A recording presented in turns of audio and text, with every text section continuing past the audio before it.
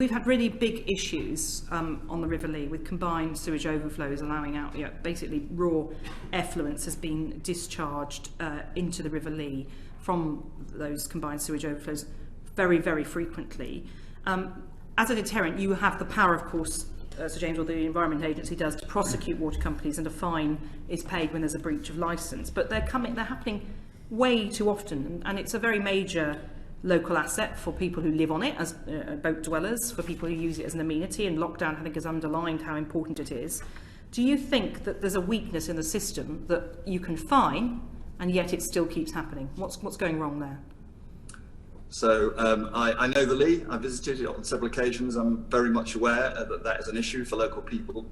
We are working closely with Thames Water to do what we can to reduce the frequency and volume of sewage overspills when there's heavy rain or prolonged rain. I mean, the overall problem, you know, Chair, because we've discussed it in this committee, which is we have a Victorian inheritance of about 15,000 combined sewer overflows that are designed to put diluted sewage into rivers or coastal waters when it rains very heavily. That's clearly suboptimal. Dealing with that is a long-term and extremely expensive process, but we do have with DEFRA and with the other regulators and the water companies, a storm overflows task force that is now looking both at the short-term and the long-term solutions. In the short term, what we're doing, including on the Lea, is making sure that we have monitoring, which we have encouraged the water companies to put in place. So we now have monitoring on over 80% of the 15,000 overflows around the country. That tells us and the water companies much more accurately now when, how frequently, and by how much those sewers, those outflows overflow. And we publish that data so the public can see it. We provide advice to the public about the conditions under which they may want to consider swimming in those rivers.